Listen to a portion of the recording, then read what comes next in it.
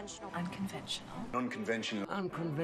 Unconventional. Unconventional. Unconventional. Unconventional. Unconventional. Unconventional. Unconventional. Unconventional. Unconventional. Unconventional. Unconventional podcast where we talk about how classroom learnings translate into real-world success right here at the Fashion Institute of Technology in New York City.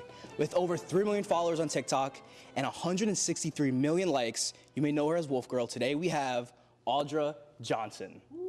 I am Nick. You can find me on Instagram at The Lucid Saint.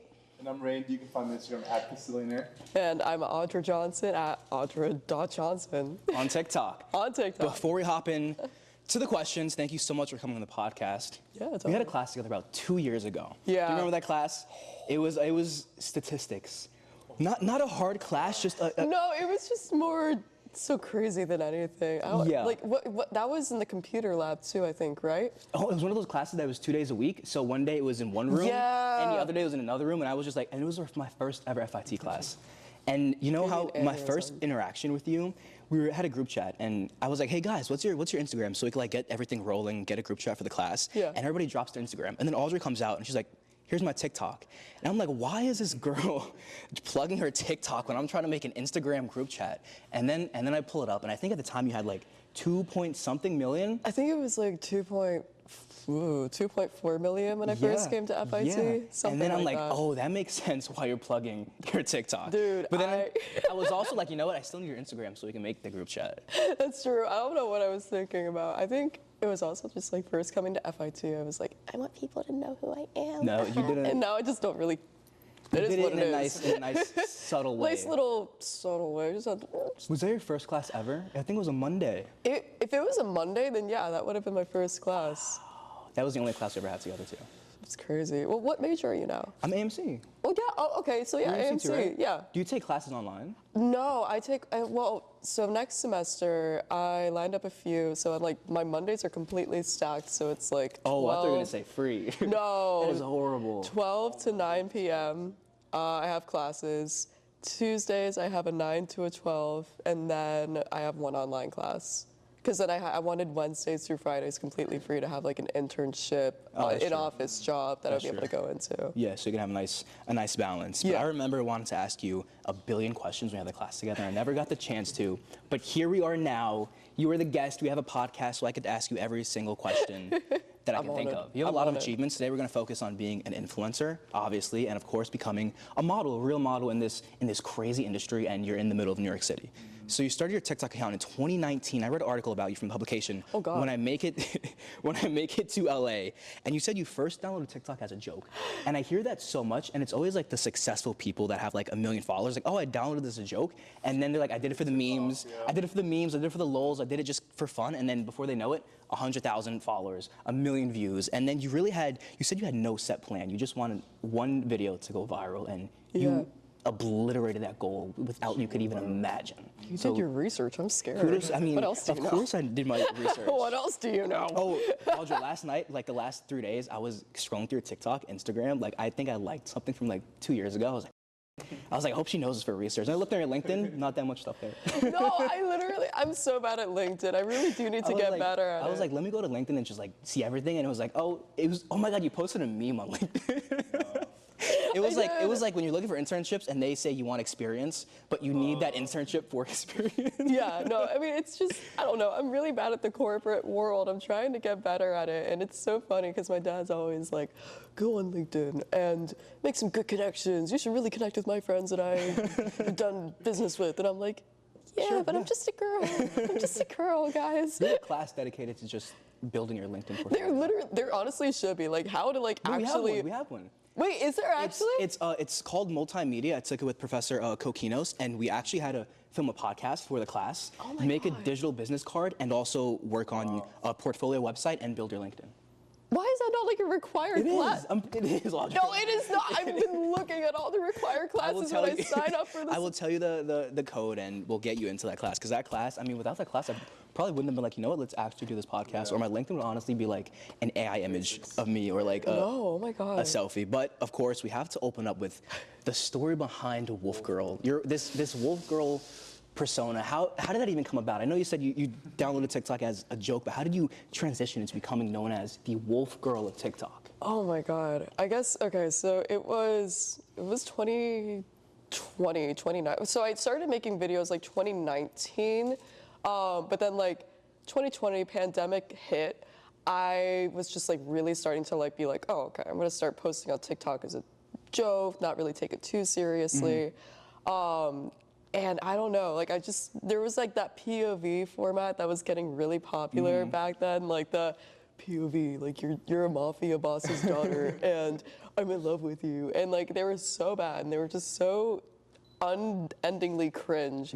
And I just wanted to recreate one of the experiences that I had as a kid, which was pretending to be a wolf on the playground in middle school. Oh, so you were wolf girl before TikTok. I was wolf girl before TikTok. I was wolf girl before the wolf cut. I mean, listen. I didn't know that. It was crazy. I would pretend like we had, you know how every middle school playground has like a field or like there's like just like the woods you would go into. Yeah. So I would crawl into those woods on all fours and I would just like make like little forts out of like mud and dirt and sticks and just go absolutely feral and be like, this is my territory, like, ah! Like just start barking at people, I mean, I may not have bit somebody once, but besides the fact, so I just started making those POVs and like, I think the first one I made was like POV, something about like the wolf girl invites you to join her clan or something like that. And that took about 5 days before it started going like really viral and I was like, oh shit, like I actually gotta do this now. I'm trapped, like no. So, I mean, that was the start of it, basically. What was that initial feeling when you saw your first video get to 1 million views? I know that must put so much pressure on you because like you just said, then you're like, oh, now I have to go bigger and now I have to do research and do something better, but it also has to be exciting. What was that initial feeling like? It was kind of crazy. I remember, so it was like actually right before the pandemic hit, like I guess like February was when I posted a video, blew up. I got like 20,000 followers overnight. And like, I was like not a popular kid in high school, like at all. Like I was very just theater kid, very much like a weird kid who would like scream and T-pose in the hallways because I thought it's kind of funny. But I would be like, to an extent, a little bit worse than just going crazy. And so I was like in class, just like watching those numbers go up and up, and my teacher was like, "Put your phone away," and I'm like, "But I'm going viral. I'm making it. I'm going viral. I'm making it, dude. Like you don't understand." So this is still in high school, right? Yeah, this was about junior year of high school. So it was like February. I guess like that first video blew up. Then like a week after that is when everything started to shut down, and it was like, we're just gonna get like the 2 weeks off of school, and then 2 week break. Oh, now it's a whole transition year. into not going back to school until senior year, fall semester, which so much between the time where I got my first 20,000 followers to that senior semester was just, I grew about 700,000 followers. Oh my God! And now you're at 3.2 million. So you're like growing that. pretty rapidly. How do you manage to still keep this sense of connectivity with your community? Because you have this. What do you call them? Your wolf pack? The wolf clan. The wolf clan. So how do you keep this clan. community when you're growing, but you're also breaking into modeling and the beauty side of TikTok? So how do you keep that community alive and thriving? Yeah, totally. I think, well, one of the things, like, even if I do, like, fashion and beauty and lifestyle content, like, I still try to incorporate, like, some humor into it.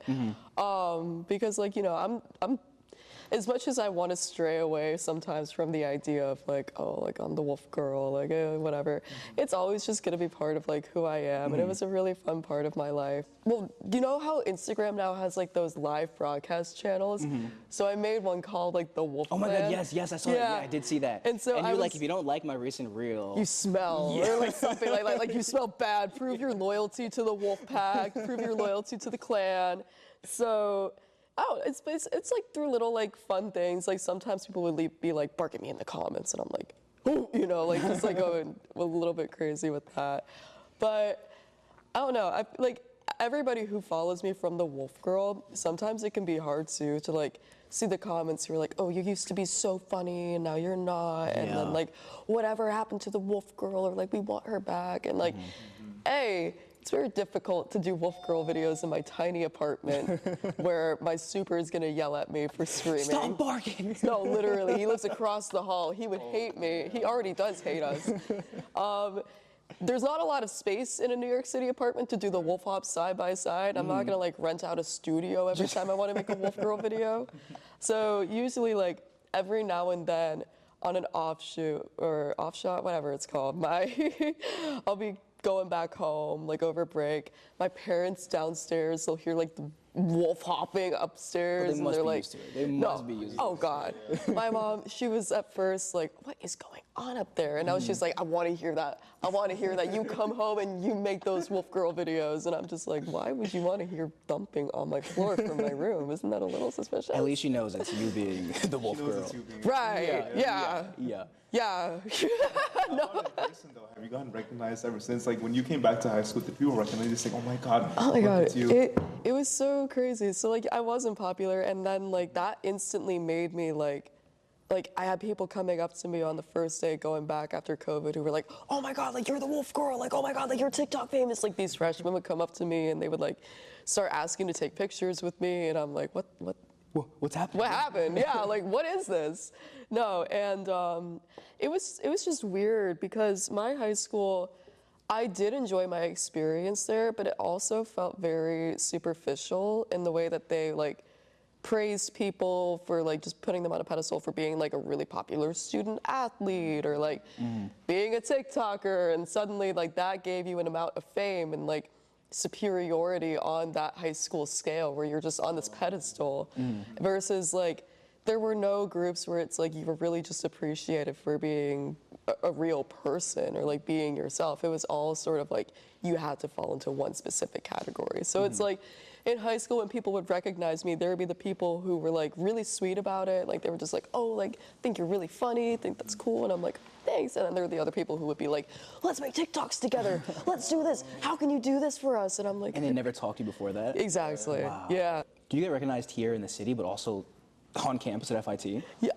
actually not too much on campus, but like when I'm walking around the city, yeah, like people will just be like, oh my God, wait, like I thought you were the wolf girl, like I was walking behind you and I saw you, and like it'll be like a really, really sweet experience. And at my job, actually, so one of my jobs, I have two, I work at a jewelry store, and a lot of these girls will come up to me and they'll be like, you're the wolf girl, and I'm like, yeah. That's me. That's me. And then like I'll be in the middle of my shift and they'll take a selfie with me and I'm like, please don't tell people where I work. Please, no. But it's always like a really like sweet and flattering thing. Like I'm always, like, I just always take it.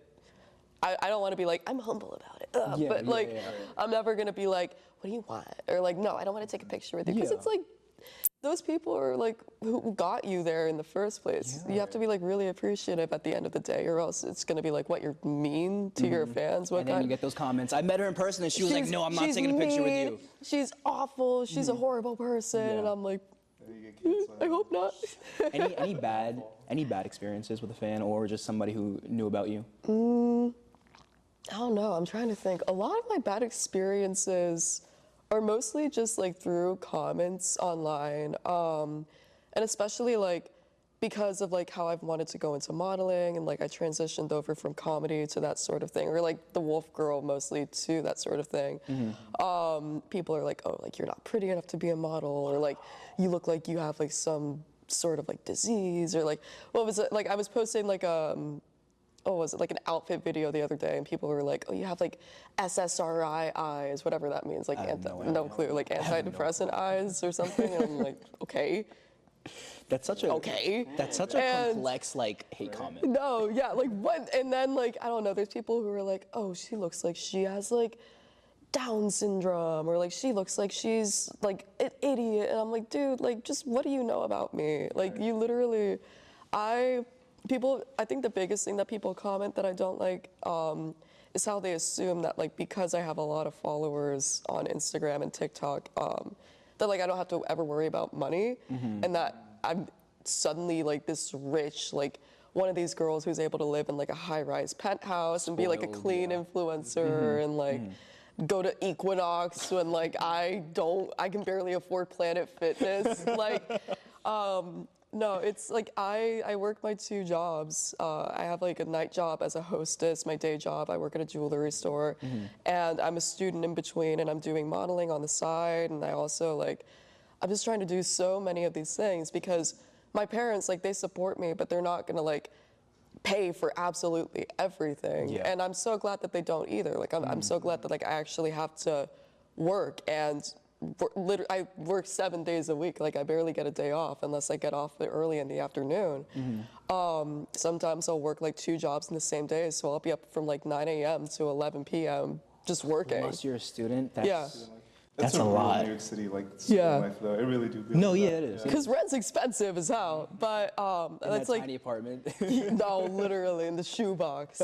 But I think like that's like the worst experiences I would have with like some fans or like haters or people who So are how just. how do you deal with those hate comments? Do you reply? Do you block? Do you just ignore? I sometimes like well, sometimes one will piss me off and like I'll have to like refrain, like hold my hands behind the keyboard. I'm like, all right, I'm about to get into it.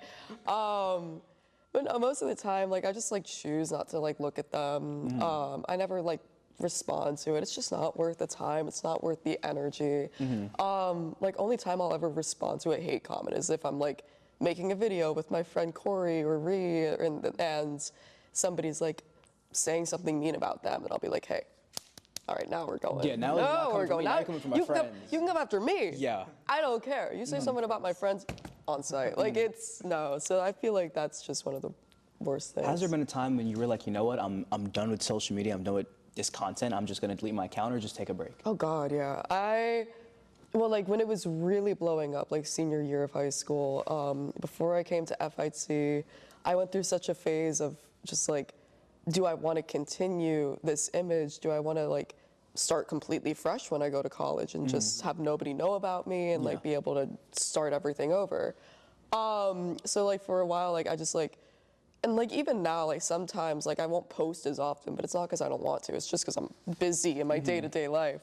But back then I wasn't posting because I was just so like distraught with like how to handle the fame at like 18 years old and like all of this publicity that I was getting and like the instant skyrocketing, and like now suddenly it feels like I matter to some people, but in what sense? Like not even that like they care about me as a person, more so it's just a numbers thing. Yeah. So I'm glad that I never deleted it though, because I was like, I'm just gonna delete everything, I'm gonna start over. But it's been able to lead to some really incredible opportunities that I would have never been able to achieve otherwise. And like, when I was a kid, like I wanted to be a really famous like YouTuber, Viner, whatever, that sort of Vine. thing. Oh, man, I miss I that wanted so to blow up much. on Vine so bad. So it was like, now that I finally blew up on a platform out of some dumb stroke of luck with the algorithm, why was I willing to give that up so easily? Yeah. But you also brought something unique to the table that you didn't just create for TikTok, because you were Wolf Girl before, and then you're like, you know what? There's an audience for this. I feel like there's an audience for every community possible. There's an audience for every kind of cringe Yes, because it's a real experience and people have lived through it, you know? And so I feel like they try to relate to that. Even if it's not relatable, people still are like, oh, that's a different side of the world. That's a different personality. I want to know more about that person, or like I want to see what content they create. And like you said, yes, you're gonna get hate comments, but you're an individual. You're gonna evolve. Like you're not gonna be Wolf Girl forever. You're doing modeling. You're doing these other things, and you're gonna have this fan base that they might not all like you, but you have to do what you want to do personally. Because Yeah. Wolf Girl is amazing, but compared to you walking that runway, I've seen these shots. You look amazing, and Oh my God, thank and you. Wolf Girl is funny, but you I'm not saying like kill Wolf Girl and never bring her back. No, but like she deserves a little bit of like a resurgence every sure, now yeah. and then, some TLC. But you limited know, edition. limited edition. But it's also like it's difficult too because like you know actually graduating college in like a year and a half and like trying to find like a real job. You know, digital paw print exists, unfortunately. Oh so man, that's so- a really good question. Do you think about when you're like applying to these jobs or after you graduate, do you think companies are gonna look at this and be like, what is this? yeah, so it's been kind of interesting because I've been applying to like a lot of internships for like social media marketers or like content creators, a lot in fintech recently actually,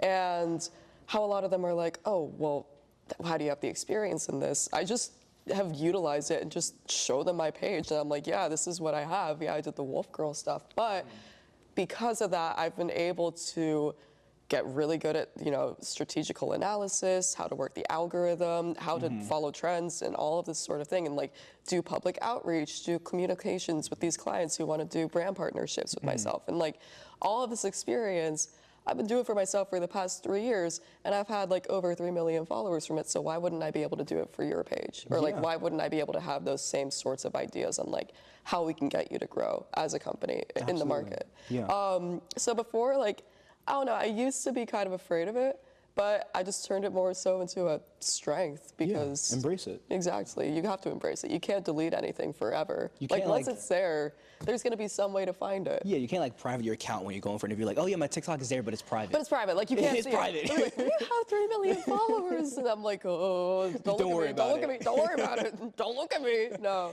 So we talked about the cons of the influencer lifestyle with all the hate comments and all this stuff, but what are the pros? What are the parties like? What is that treatment like when you're not put on a pedestal, but you realize that, oh, I can get this done because of the followers that I have? Yeah, totally.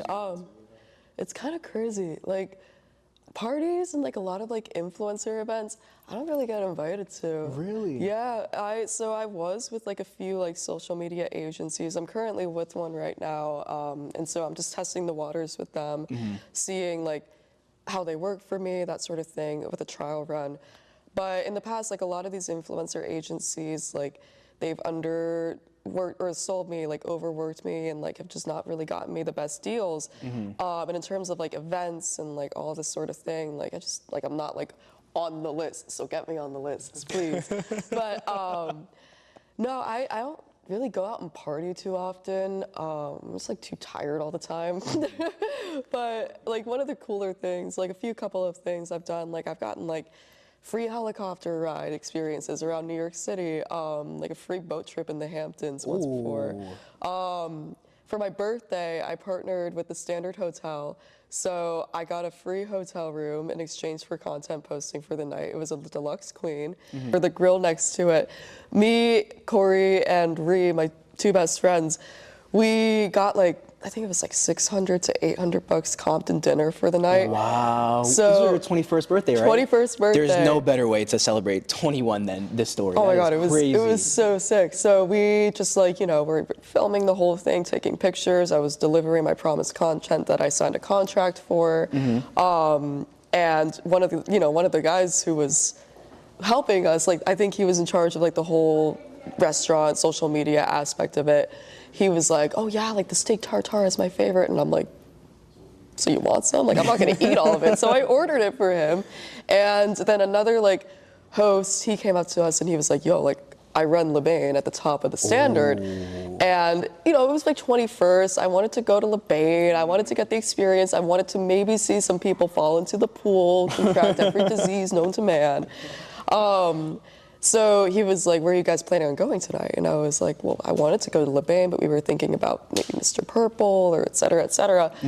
And he goes, here's my number. Text me when you guys all want to go. And I was like, okay. So we went back up to the room. I had like 15 people over in the hotel room. We had like cake, champagne. We were just like kind of hanging out before heading downstairs. I texted him. I was like, I have like 15 people with me. Is that okay? And he goes, yeah, all right. So he walks us through the restaurant. I meet him at the host stand of the restaurant, walks us through. We go through like the back, like of like the kitchen, like all like back these, entrance, these coat checks and everything like that. And we skipped, there's like, it was a Saturday night too. So busy. Like the weekend of the New York Marathon. So there were all of like these like people 2-hour long line wait just to either say yes or no to.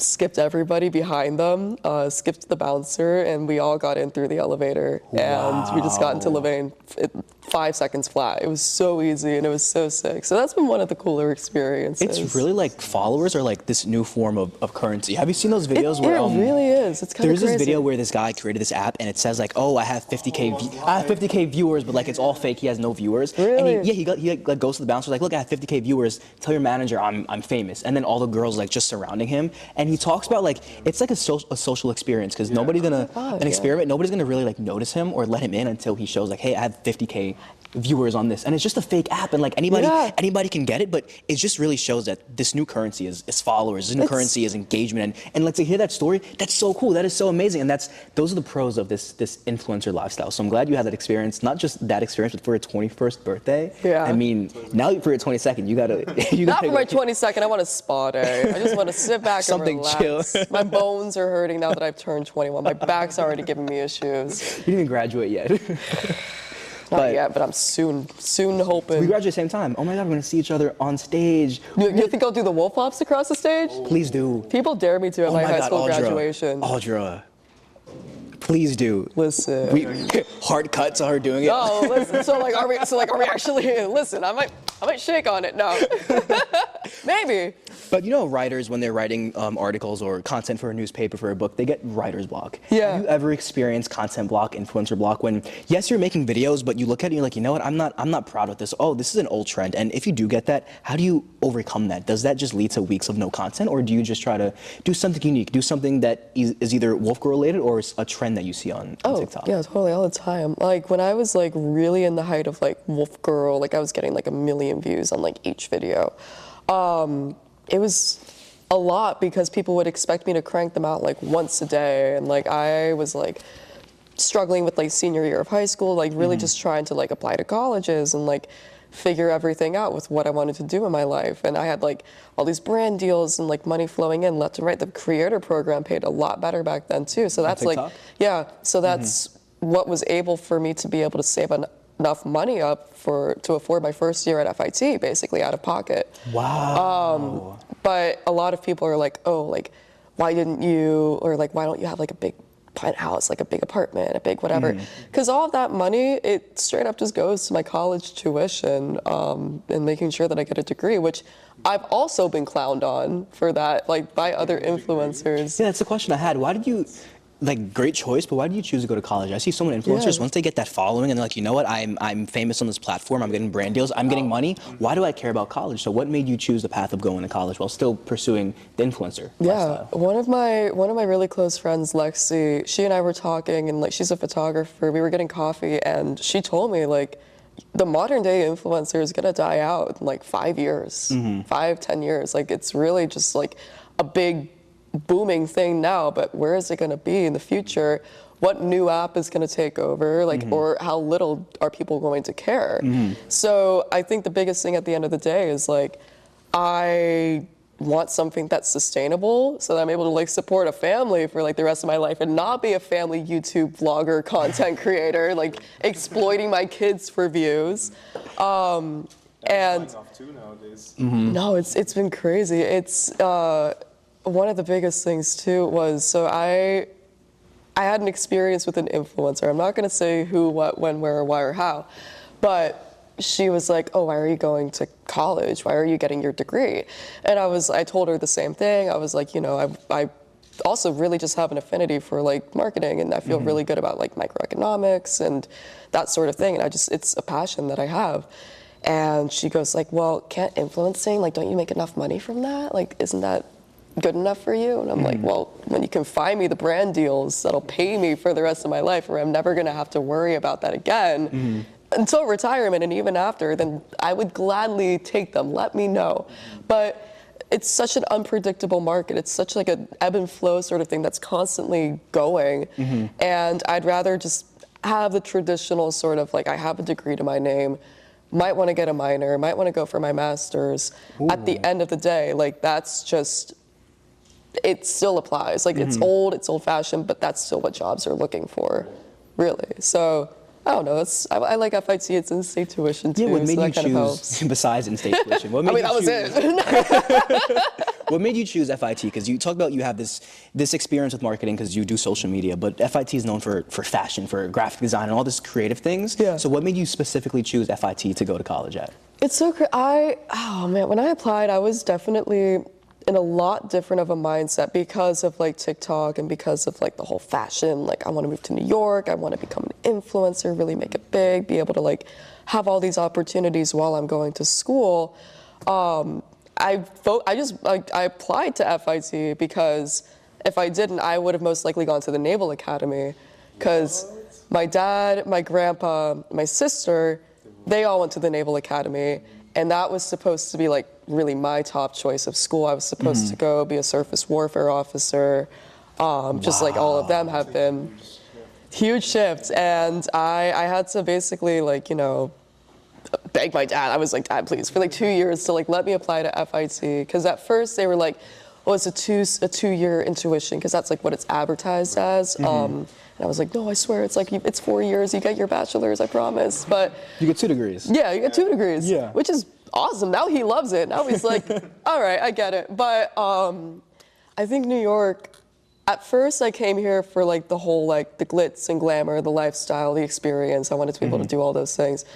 But now, like 2 years later, like halfway through my junior year, it's really just about like more than that. It's like you really just have so many opportunities in front of you for what you want to do professionally, not just like the what's presented to the eye that like a lot of these influencers are going to try to cater to you and give you that fakeness, like that fake like little dessert on top of a cake. It's not real what a lot of them do. And now it's like FIT, there's like so many cool things that I just keep finding out about it like daily that I just didn't really think about or like didn't really know when I first came here. So it's been like, I've had the argument with myself of like, maybe I went to the wrong school, maybe I should have gone to like New Paltz or any other SUNY school. But it really has been like the best outcome for what I want to do and what's just been available in the job market for modeling, whatever I do that on the side, and like just being a young, stupid 21-year-old in New York City. Like, when else in your life are you ever going to be able to do that? It's a unique experience. I don't think you can ever get that anywhere else. Maybe LA, but like even so, just even so, I mean, it's expensive as hell. I feel. I don't even think in LA, like UCLA, because people always complain like, oh, I go to FIT, I don't have a traditional campus, there's no college football team, but like we have the city as our campus. Like we have this one block of 27th Street, but there's stuff all around us. If they complain about like, oh, there's no frat parties, there's nightclubs every direction, like that's not an issue. But even outside of partying, it's also, you want to be here if you're a marketing major, fashion design, because it's New York City. There's things all around us besides nightclubs that you can just, and the connections you make on campus translate to connections that they have around. It's so invaluable. Yeah. Everybody is so unique and so creative, and I really do feel like you can't find that at any other college campus. I mean, truly, and a lot of cool people you can never meet anywhere else. I agree, definitely. Other people who have other experiences or like talents that you get to not utilize, but build off of and get inspiration from. Oh yeah. Whether they do social media or they just do like fashion design or they're a model. And you've recently, or the past year since you came to FIT, you broke into the modeling world, which is a crazy industry, but you're also in New York. We have New York Fashion Week. You go to the Fashion Institute of Technology, and you went to the Coco Rocha modeling camp. So tell us about that. What made you initially go there, and what are the biggest lessons you learned from that camp? Oh my God, that was like 2 years ago now or something. I went there originally when I was really focused on like, okay, I want to be a model. I really want to take it seriously. And so I reached out to the social media team, and I was like, I would love to go to this camp. I would love to, you know, see what it's about. That's another cool influencer perk. They comped the experience. Really? I was going to ask about that. Yeah, the 3 days of the camp in exchange, like I would post the social media for them, or like the content that I made there covered the entire experience. And it was really great. It taught me a lot about how like to be free with my expression in terms of modeling. Like instead of like, a lot of people will just like do the same sort of poses, you know, very straight face, like not have a lot of emotion or power behind what they're doing. But this like really taught you how to just like let loose of those boundaries and build that confidence. And just like not, like, you know, if it looks weird, good. It's like, it's supposed to look weird, especially like editorial photography. You really want it to be the most you can be, like maximalist, work with angles, you know, really how to make your body proportions like look good on the camera lens, like not lean too far forward, not lean too far back, but like make it something big. With commercial modeling, that one is more so like you're doing a little bit more basic things, unless the director on the set tells you to do something like totally crazy. Like say you were doing like a Stuart Weitzman campaign, like you would probably work more with like those crazy shoes, or like a Steve Madden campaign. You would want like those focal angles, versus like if you were doing something for like a water company or like even Liquid Death or something like that, it would probably be just like a little bit more tame. But the commercial modeling is what gets the most work. For sure. A lot of people think like, oh, editorial, runway, like that's where it's at. But like commercial modeling, like if you get signed onto a big brand, like in Times Square, you get a billboard, like that's huge for you. You're gonna get a little bit of dough. That's happened to me. I want it to happen to me, but that's like the biggest sort of thing. And what else? Like, yeah, editorial, runway don't really pay anything. Some like even like if you're on a magazine cover for like the biggest brand in the world, like Vogue or like Elle, very rarely will they pay you a lot. Like I've heard stories of like $100, $150, even for like. Oh my God! For the biggest, cover? Yeah. I think that's more because you get that exposure. Yeah, it's the exposure. Yeah. Like, oh, you know what? You don't need money. Here's exposure, and then you have to really know how to utilize that to make a profit. Exactly. But 150 like dollars? Yeah. That's flat out. That's criminal. That is. I guess like the biggest models in the world, like Gigi Hadid, That's true. like they don't really have to worry about That's that. true. It's like just like an achievement on their Yeah. bucket list. Did you get to work one-on-one with Coco Rocha? I did. Really? How was that? It was very cool. She would like so there's 3 days to the camp. First day you learn about like forgetting the order, but it's more so like the runway class walk. Like she teaches you how to walk on the runways and like how to like have different walk styles that you can utilize for like different shows, different brands, different vibes. Second day talks more about like, what is it? It's like more of like how to pose truly. So you go through like a pose class. Third day is like contracts, like how to not get screwed over in the industry as a model. Oh, they teach that? Yeah. Wow, I'm surprised. Which they I teach think that. is that's like one of the biggest things too, because you really got to know like what you're reading into and what you're going to get signed to, or else you're going to get signed to an agency that doesn't represent you the way that you want to be represented. Or sometimes they see a big check, but then they don't realize that they're really like owned. Like they have to do exactly what they say. Exactly. And then there's also the photo shoot day, which is on the same like day as the other contract day. And that one, she works one-on-one with everybody, helps you pose, like helps you, like gives you some sort of creative direction. Like she doesn't move you. Like sometimes like she might be like, here, let me flip your hair, like get a really cool wind shot.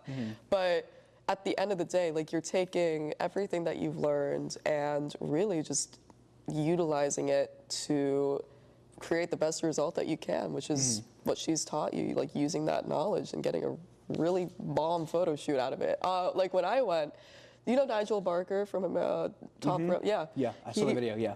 He was a photographer. Did you know that was going to happen before you went to the camp? No That clue. must have been like mind-boggling to see that. That was absolutely insane. So that was really cool. He did my headshot for that camp. And then there was another photographer. He did the full body shots, and it was just really crazy. A lot of cool experiences. I loved it. And as I was doing my research, scrolling through your 2 years of content, I've seen you walk in a lot of fashion shows, and each one just looks more and more professional as you go up. And you recently walked in the Bureau Fashion Show Week, in New York Fashion Week this past Fashion Week. How was that? I love the dress. It was like, it reminded me of like, not Balenciaga, but like, there's a dress that has like caution tape. Yeah. And it's just like showing just like a good amount of skin, and it's like really tight to your body, but you looked really amazing that runway. And Thank you. There must still be like, I know you had that modeling camp, but there must still be like a crazy amount of nervousness that just goes through your head. Like, oh my God, what if, and I know you practice 1,000 times, but like the second you're really on stage and like it's showtime, I'm sure you're like, oh my God, what if I mess up? What if I trip? What if I fall? What if I roll backwards? What if I accidentally do the wolf girl? Oh no, sometimes I get like really bad stage fright. Like I've always had pretty bad stage fright. Like even when I was performing musicals in high school and like doing theater, it's like, I would just like get like those heart palpitations and like the anxiety shakes and like everything would go crazy until I learned how to zone out and like literally just dissociate. Just zombify. Just zombify completely. So like I'll be backstage like really stressing, like, oh my God, like it's my turn. And like the second I turn the runway, I'm like, Emotions. no thoughts, head empty, like straight up. I'm just like, okay, walk in, turn, get off. What just happened? How long was that? Like, I know I looked in like the general right direction of the cameras with all the blinding lights. Like, hopefully something good came out of it. First Fashion Week I did, God, I forget, it was the Coastal Fashion Week. I think Madison, we were all like freshmen at FIT, and we originally started like as backstage assistants for it, like just to have like something cool on our resumes as like working New York Fashion Week. And one of the designers, she goes, "You want to be a model?" And I was like, "Yeah, all right, put me in some I'll do clothes. it, yeah, I'll for do sure." it." So it was like my first like unofficial sort of like New York Fashion Week show. It was a very cool experience. I started doing some more shows, and those were really cool. But then, so the one that I did the Bureau Fashion Week show for, it was like last year, so like sophomore year, fall semester, I walked for, oh God, what show was it? It was like the runway, it was like some show. I don't even know all the shows, but I walked for this There's one. just so many. So many, so many. No.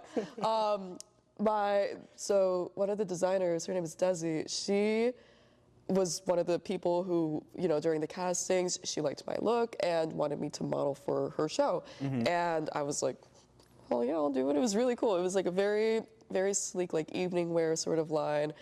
And then a year later, she goes, "Okay, well, I'm doing the Bureau Fashion Week. Do you want to just be a model for it again?" I'm like, yeah, didn't even have to go like a casting for it. She just reached back out to me. And it was like the biggest show that I ever walked for.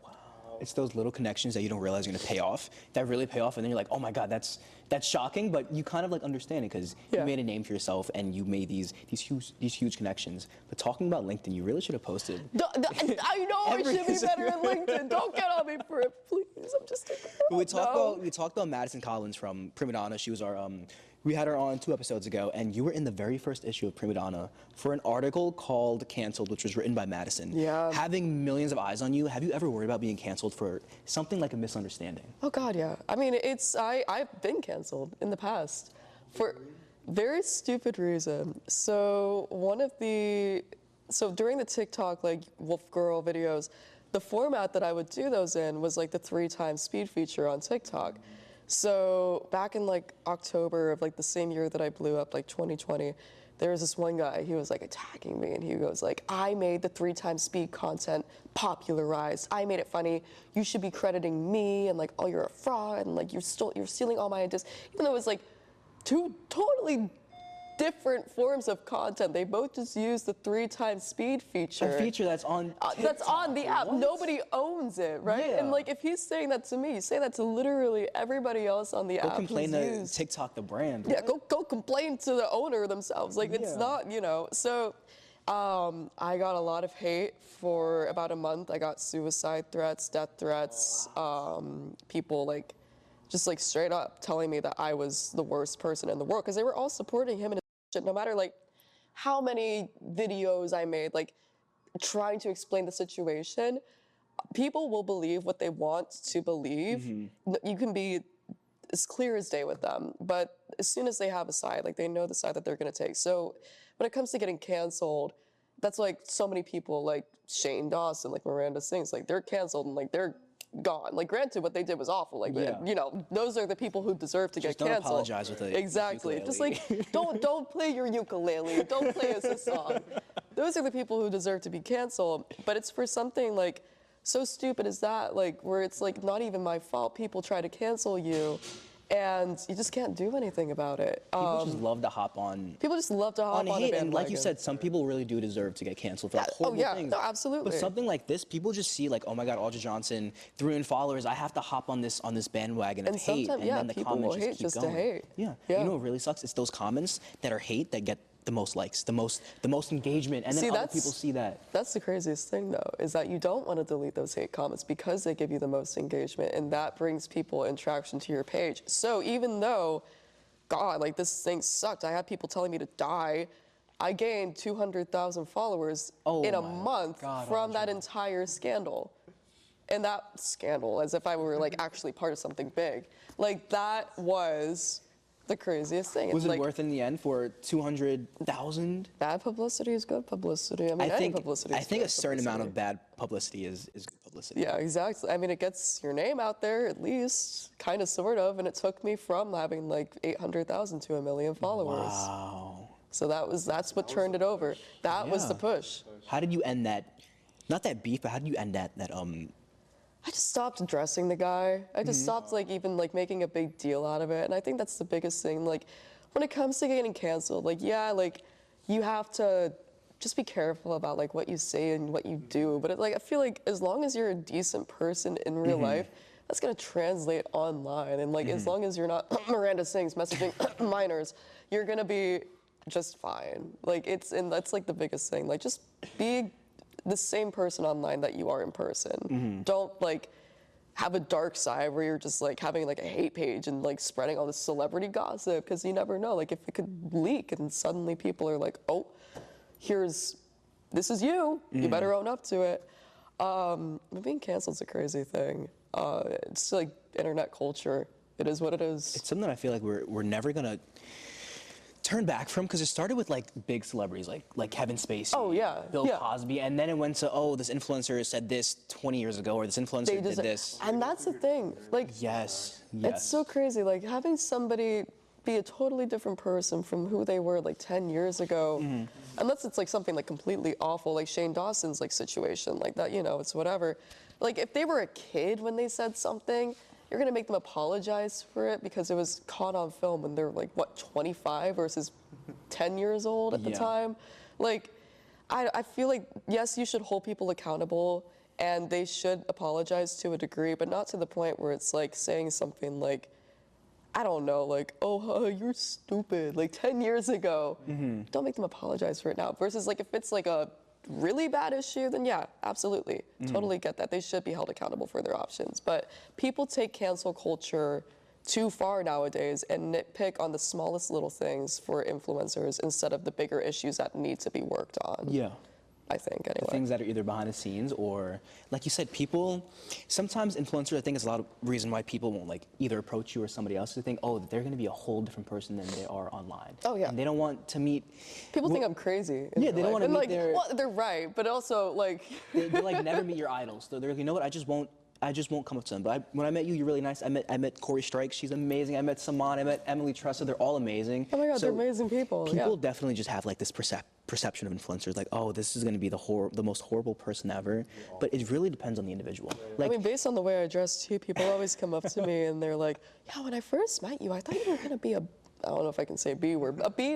I was scared to walk up to you. I hear that a lot for influencers. Was Prima Donna your first magazine appearance? It was. It was. You were in a bikini walking the streets of New York. I was in a bikini wearing a sheer dress, walking down the streets of New York at night with a fur jacket. And it was iconic. I'll throw pictures on screen right now. It was pretty fun. Like the amount of like people turning their heads and like I was like ripping up like newspapers from like these free newspaper stands on the street. And I think at that point, like I considered myself a model because I didn't really care what other people thought about me when I was doing it. I wasn't like, oh my God, so many people are looking at me right now. Like, what should I do? I was just like, that's just part of the job. That's just another day in the life, you know? Is modeling like right now a side hobby, or is that your main career goal that you were just like aiming for? It used to be like really what I wanted to do, like main career goal. I was like I said, like first coming to FIT, the main goal was to be like, I'm gonna be a big model, and then like school, I'm just getting my degree. But realistically, modeling is a side hustle that I do like when I have the time for it, and like I do want to get more into it this year, sign with the right agency for me, and really put more time and energy into that because I love doing it. It's really a passion for me. But the biggest goal is just getting my degree, really just doing modeling on the side. Because modeling, yes, it's great when it blows up, but it's not gonna last forever. It's not like, I feel like a lot of people, they glorify it and they, romanticize it. And I've gone to the agencies and I've gone to the castings who have told me to lose an extra 15 pounds. And I hear so many horror this stories. is like, my bone on my hip. Like, do you want me to shave it off? You want to pay for that bone removal surgery? I'm not gonna let you, but like, that's what it takes at that point. And like backstage at some shows, I've seen some girls who are physically unable to get up and walk because they're too, they've been told to not eat as much. And it's such an awful thing, truly, sometimes in the industry to see like that behind the scenes and how it still exists in today's modern world. And I feel like if I were to get back into modeling, like if I were to ever be like this huge, like next, like world star, like crazy Sports Illustrated magazine cover, et cetera, I believe that we have the power as like the next generation of models, and like between the time year of like 2020 to 2030, to be able to make that change from not being able to like just be completely stick thin model anymore. Like there's multiple body types, and they should be embraced, and they should be seen as being beautiful because they are. And it's not just limited or constricted to one specific type of beauty. And I feel like even now, like, we've made so many steps, we've made so much progress, yes, but it still follows a lot of logic from like those early 80s and 90s runway model shows. And I've seen it firsthand backstage at these places and shows that I've been at. I hear so many horror stories from that industry of just becoming a model. Besides the horror stories, for people still trying to become a model or chasing that dream, are there any pros that you just never thought you would experience, that you just love, and you really think like, you know what, I chose the right side hobby, I chose the right career path, I do want to do this personally? Yeah, I mean, there's nothing like, you know, when you have a really good photo shoot and it's exactly like the look that you were going for, or like you and the photographer get along really well, and you see those photos for the first time and you're just like, yeah. I look like that, wow. Like that's me, like, whoa, it's like, you were saying earlier, he said that when you look at that, you're like, I am the arts. And like, not in like a conceited way, not in like a way that's like so self-absorbed, self-obsessed, like a lot of people perceive models to be, but in a way that's like, art makes you feel something, and you want others to feel something when they look at art. Like it's the same as like being a painter, being a musician. You want to evoke that emotion and truly just give people an experience.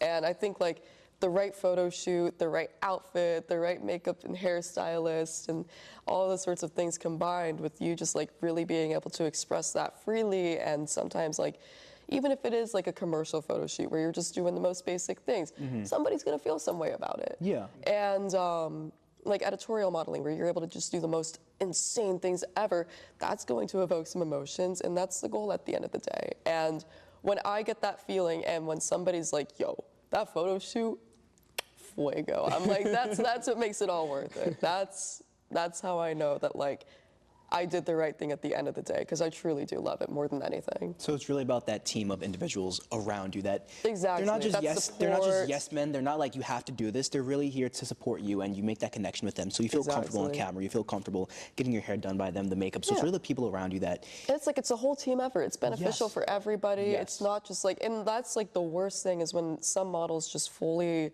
make it about themselves. Like, I have to have this photo shoot be perfect for me and me only, and like not even credit anybody that they worked with, and like really just do anything that it takes to rise up while they push people beneath them. But the only way that you can do that is by bringing others up with you. Yeah.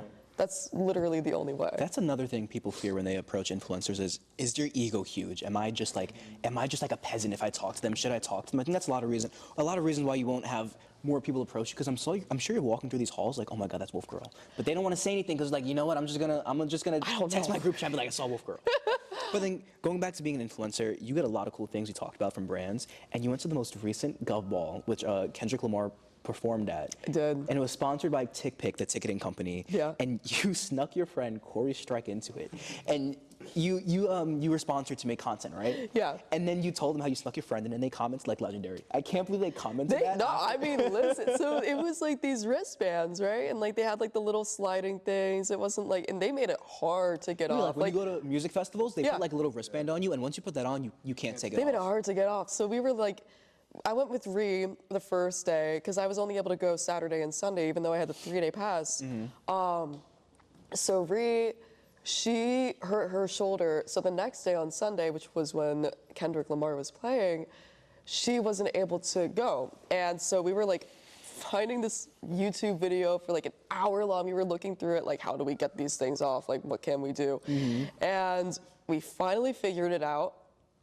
And we snuck Corey. Straw, it was right? with the straw, with the straw method. And they had like these little chips inside of them, so you just like tap them to the gate, and you were good to go. They didn't really check ID. There wasn't like anything associated with it. She got into the VIP section because her sponsorship at the time was only for general admission. Oh. Versus TickPick set me up. It wasn't with TickPick. That's crazy to sponsor somebody and give them GA. That's crazy. TickPick gave us the VIP. So we had like the cabanas, we had like the VIPs, like the very important bathrooms. With the AC, not just a little porta potty. No, and they were like these like luxurious things. So I was like, I'm not gonna lie. So there was like a part of the video where like I was in the VIP section, like seeing Phineas. I love Phineas, and she was on the other side of the barricade, like swarmed in the people, and I'm just like, come to me, please. Like I have like so much space. It was one of those moments where it was like, damn, I'm an elitist. I feel like bad about it. I feel bad about the whole thing. So no, it was so fun. A lot of cool sponsorships from that. Was it your first music festival? It was.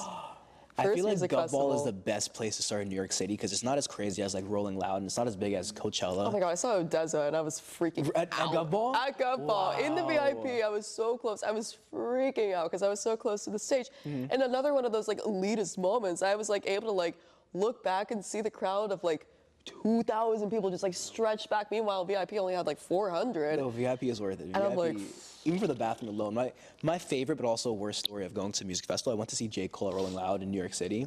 And right before his set, like an hour before, it was freezing cold. It was raining, I was freezing cold. I was like, I have to warm up or I'm gonna die. Yeah. So it was either go to like the emergency tent or go warm up in a porta potty.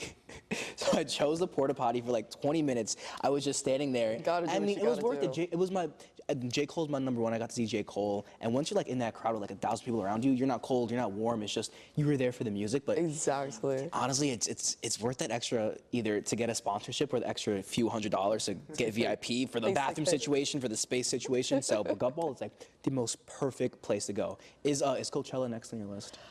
You know, if Corey, Strike, and I, and if we could all get a sponsorship to go to Coachella, I'm sure you can. I'm sure you can. we will see what we can do. Because I do want to go to Coachella, but I also heard the horror stories of like Yeah. you got to drive 4 hours, like just because of the traffic. And once you're like, there, there's sand in your feet, you're pouring sweat, you Oh can't my get God. water. Like, it's like $8. unless you have like a VIP or like a sponsorship, there's no reason for me to go to Coachella because it's just so expensive for every single breath of air. And like it would be so fun. But EDC, yeah, they have like all these like roller coasters and like these festivals with stages that are going on at the same time. And I'm just like, dude, I want to go. I know we had Izu this past year in New York, and it was, I think, like not like Firefest, but it was a horrible experience. You see the videos? No. Of Izu? Like I don't even know what is Izu. Izu is like electronic music, like EDM. It's on Randall's Island, I believe, and there were like 1,000 people who didn't have a ticket because they sold too many tickets compared to how much space they have. Oh my And just God. trying to get in, people were in line for like 7 hours and they couldn't get in. And they got so mad, like I have to go to the bathroom, I have to drink water. They would just like trample everything. It looked horrible. So when you go to a music festival, it's like safety is like your number one priority. It's such a huge thing, especially Yeah. since like the Travis Scott thing. Yeah, since and, like, Astroworld, I've go to a few like Rolling Loud, and since Astroworld, I've seen like a lot of improvements. Like Oh, God, yeah. they'll give water out. They have huge fans, but then there's some music festivals like they really just care about profit and they don't care about to worry about safety. That's Like crazy. we'll just deal with PR later, and then people pass out, people die. So it's a really interesting event to plan. You really have to think about what you're doing. Not even music festivals too, like rock concerts specifically. I went to this one called, it was like this band called The Garden, and it was the worst crowd I've ever been in my entire life because I was in the middle of the mosh pit, got totally trampled. Nobody helped me up. My sister was like screaming, like throwing people off me. Versus like if you're at like a heavy metal concert, like somebody falls down, like you pick each other back up. And that's how it should be at music festivals too. Mosh pits are either another world. they're either hit or miss. Like I've been in a few. I love them unless somebody's windmilling me in my face. No, there's some crazy ones where like they will just like Yeah, start like, throwing like, punches. "Aw."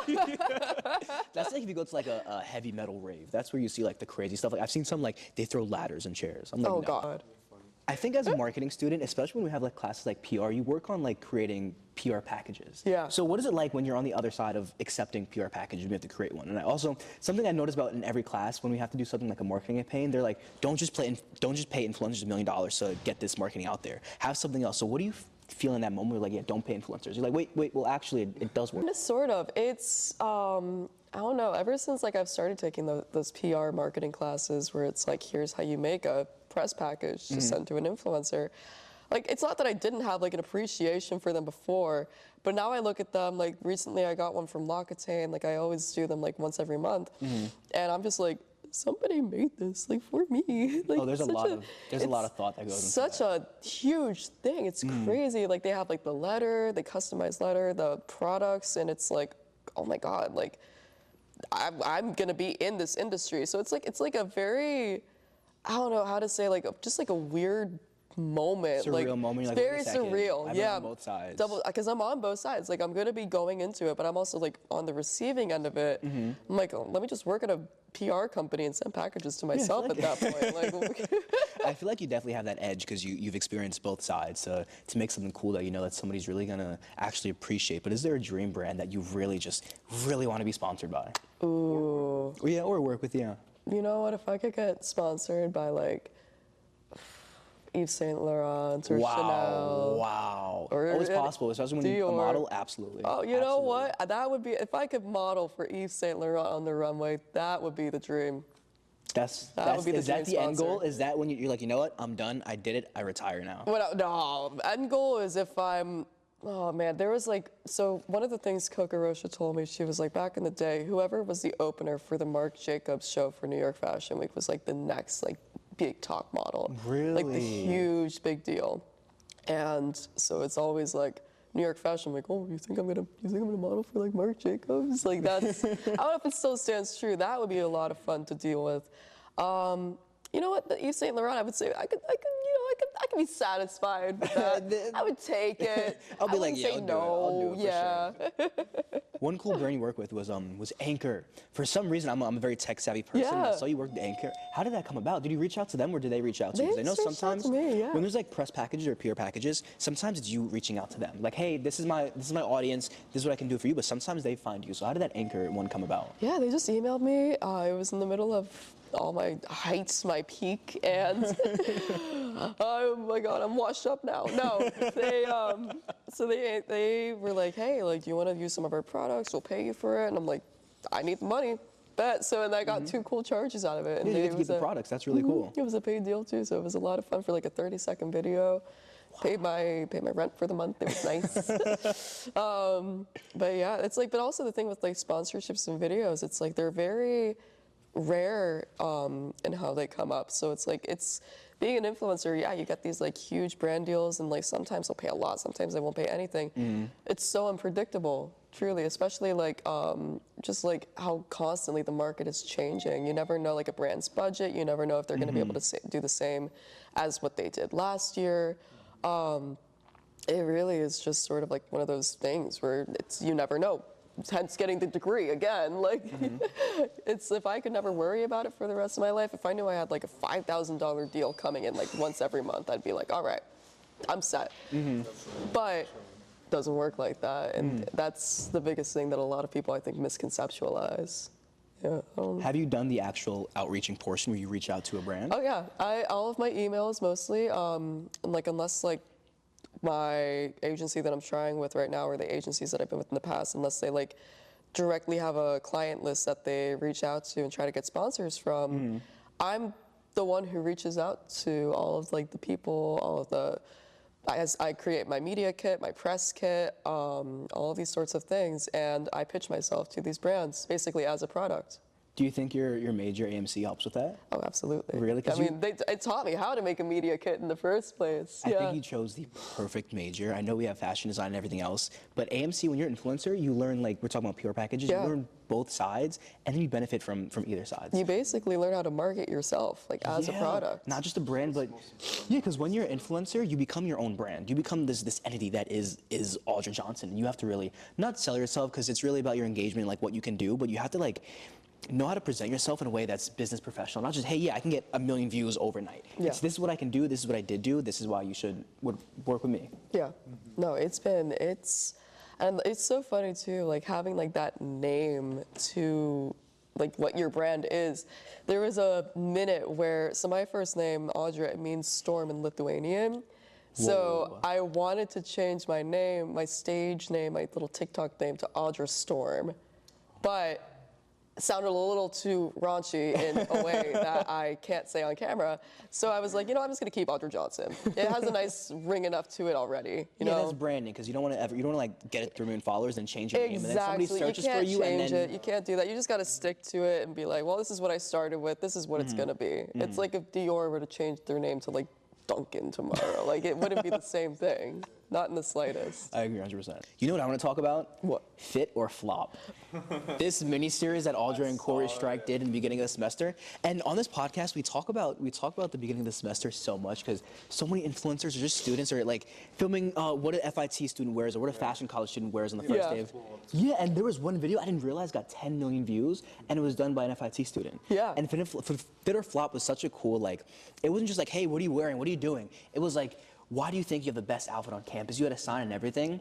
And I don't know if you know this, but I'm the social media assistant for FIT NYC. Oh, really? Yeah, and we always talk about how like the influencers like you and Saman are really like not doing the marketing for us, but your reach is so much bigger. And of course you want the reach that we have, because we have two different demographics. Yeah. And I really want to bring it back. I want to bring back Fit or Flop. Maybe find a nicer name and just go around campus. It's nice. It's nice. We weren't bullying anybody, but And just like go around campus, and not just for the first day. Like the first day is gonna be content, like the best of the content ever. Yeah. But like maybe like a monthly series, like, oh, who had the best outfit this month? And then every video is like a different influencer, like you, Saman, who really like hosts that thing. But Fit or Flop was like, when I saw that, I was like, oh my God, this is so cool. I can't believe that you did that. No, it literally, Corey and I were sitting in a Subway, sandwich shop, not the Subway station. I was eating my tuna, because I like my Subway tunas, okay? And she goes like, what are you doing today? I'm like, nothing. And we're just like, let's just mess around on campus and make one of those outfit videos. So we went back to her apartment.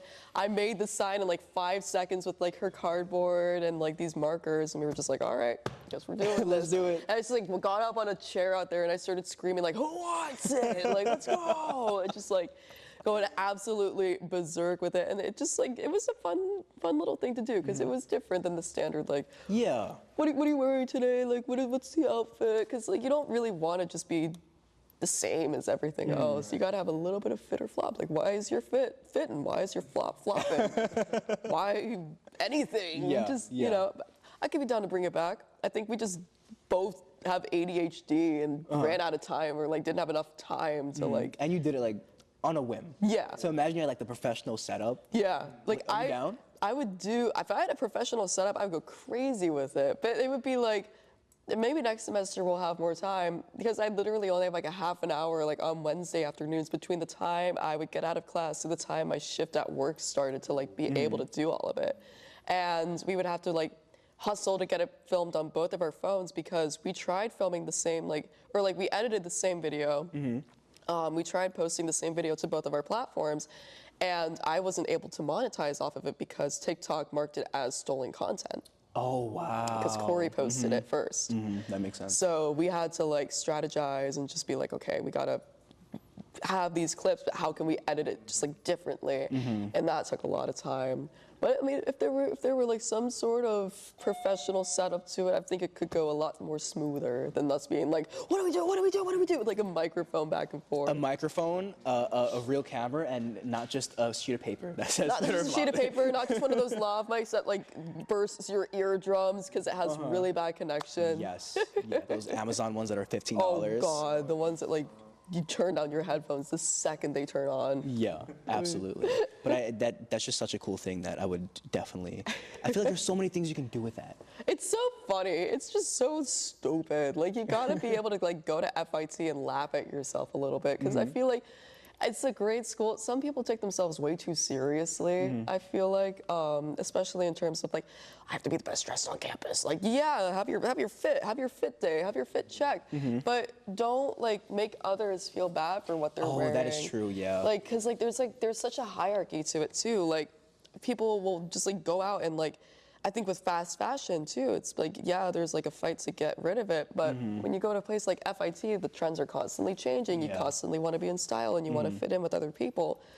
You're gonna give into it one way or the other. So make your fit a fit. don't make it a flop by having your own unique sense of style and embracing it. Yeah. For sure. Absolutely. Don't make others feel bad because you put so much money or so much creativity into yours, but just build it up. Because sometimes, honestly, I know you do too. I know you do. We have lazy days. Yeah, Some days God, I'm gonna look dude, amazing. Other days I'm gonna look I horrible. show up to classes full on, like sweatpants, a sweatshirt, and I'll get looked at like I'm on death row. Like, I'm sorry, I'm being a normal college student right now, and I'm not on the runway. Whoa, like, whoa. But that must be a cool thing to be like, oh yeah, I look horrible today. Boom, runway. I'm a model. Look at this. This is me. Like, No, at I least you love have it. that. It's so many people think I'm a catfish, like on social media, because they're like, well, you don't look like that today. And I'm like, because I don't have my hair and my makeup professionally done. Like, okay. Like, you ever hear this thing called makeup beauty? Like, it's crazy. I'm not wearing like a runway couture piece Just right now. Every day to class. I'm wearing jeans I got at Goodwill. Like, what do you? The shirt's Kafer's Closet. Oh Like, my God, oh my God, that's Madison Collins' boyfriend, Andrew. I think we talked about him the past 4 episodes. Like, we have to have him on at this point. no, you like We have to have him on at this he's a point. legendary name at this point. You gotta do it. You know, Duke can juggle 7 balls. I know. 7 balls I at know, the he was same doing, time. like, I think he was doing, like- holds a world record. Really? I don't know what for in juggling, but we were I don't know if you guys know like Caden and Ben and like all these FIT photography, really cool like marketing guys. Ben's camera? And Ben's camera, yeah, you should have him on too. We were all over at their place for Donnie and like whose birthday was it? It was a White Elephant party. Andrew gets like 7 oranges, starts juggling this Yup. shit like He crazy. did that at Madison's, I'm like, birthday picnic. whoa. It was like too crazy, too insane. Talking about doing crazy things, you actually did like a mini boxing promo for the boxing club. Yeah. You had a dinosaur, full-blown inflatable. It was a dragon, actually. A dragon. Oh, It was I'm a so dragon. sorry. A dragon, and then Saman had the armor on, and Corey Yeah. had like this beautiful thing on, and you guys were just throwing punches. I'm gonna throw videos up on screen right now.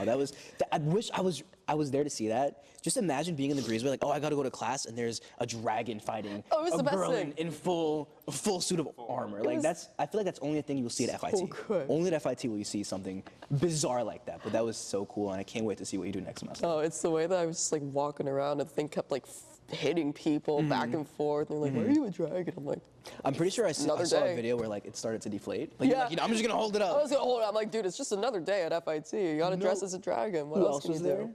Oh, God. Stitch. Stitch. Stitch, our mascot, was there. Stitch. He was It there. was like the 4 FIT My mascots. man, my guy. He was Just in the crazy. breezeway, like their own little runway show. That was really cool. You know what I wanted to ask? So you also have your own podcast called literally.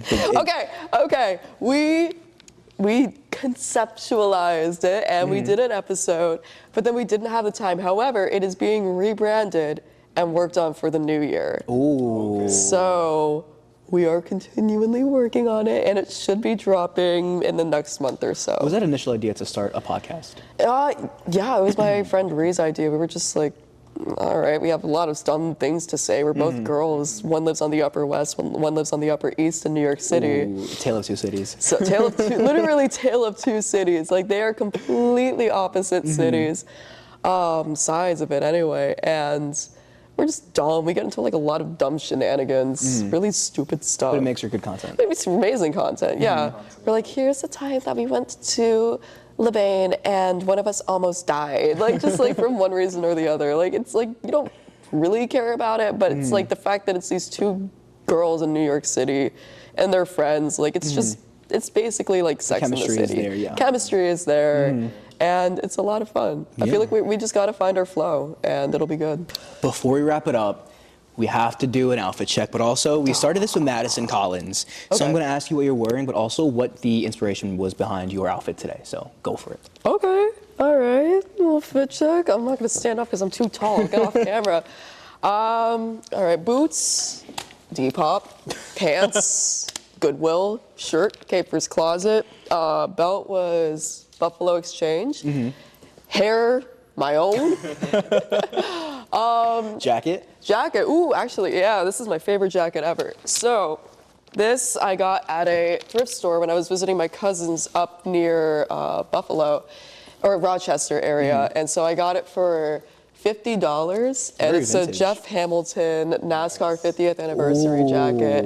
Very few were made, and they resell for about like $500. So I got it at a pretty sweet deal.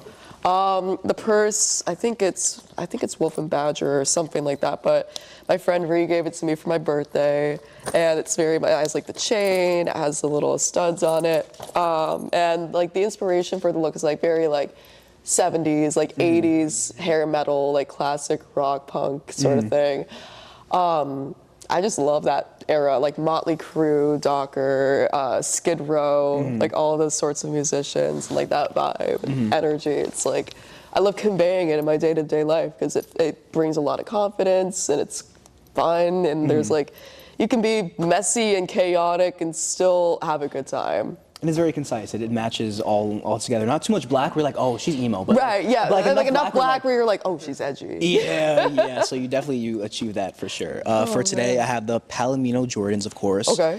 I have these Nike pants I got. They were way too much money, but they're half They look black. like the tearaways. Half. Oh my God! Like on the past podcast, I had Supreme ones, and I didn't know that they actually were tearaways. Really? But these are like you can like unzip them, and then they're short, so they're not the same as like I'll go like this and boom, just boxers. Okay. And then hoodie from Essentials. I mean, my two favorite brands has to be Fear of God and Kith. I wear them like on Fear of every God's really good. on like every podcast. And then we all have the same microphones. Go for it. All right, so me, I have Golden Goose shoes. These pants are from Calvin Klein, so Calvin Klein jeans, just a Comme des Garçons shirt. I have a cool ring though. It's a new ring my girlfriend gave me. It's a little viewer ring, so it's pretty interesting. Oh, that's And just a fire. basic Amazon watch. That's fire. That's fire. I forgot the jewelry. It's a I know. hint. You have a bunch. Jewelry is a hint to the jewelry store that I work at. So if people can guess what it is, then they know the jewelry store that I work at. So We're gonna go find you and ask for like an autograph or like a picture now. listen, it's happened. Before we officially wrap it up, I talked about you did a little shoot for the boxing club, so I wanted to get you something. These nice black boxing gloves. I know your aesthetic is black, so I was like, I have to give her the black boxing gloves, so they're all yours. You can Put them go on right punch now. whoever you want. Oh, dude, don't tell me that. Don't tell Just me off that. campus. Off campus on the subway. I'm literally just about to go crazy. Just wear those, and nobody's gonna with approach you if it. you wear those. They're not gonna be like, you know what? Let me go mess with this. Oh man, I'm going crazy right now. How do you boom. even just like hit me. go crazy? Yeah. Ooh. All right, professional boxer right there. Audra Johnson, follow her on TikTok, Audra.Johnson. She makes amazing content. Follow her journey from being the influencer to the model to the influencer. Follow us on Instagram, podcast Unconventional.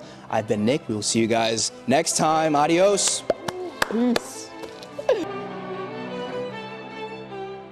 How do you think that? Thank you, I appreciate that. You always have like 14 different Pictures issues. are not edited. Those are actual raindrops. Wow.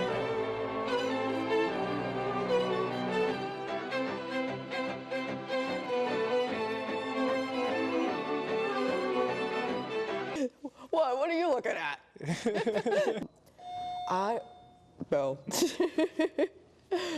No, it's I gotta find my train of thought again. Well, just look at the teleprompter right there and just read. All your lines are right there. No. Yeah. So the road is. Let's pause real quick. How much Oh wow. Damn, Audra, stop talking. I'm joking. I'm Not bad. joking. You got a lot of content. I'm totally you got joking. a lot of content. End the video and then we'll just restart it. Yeah.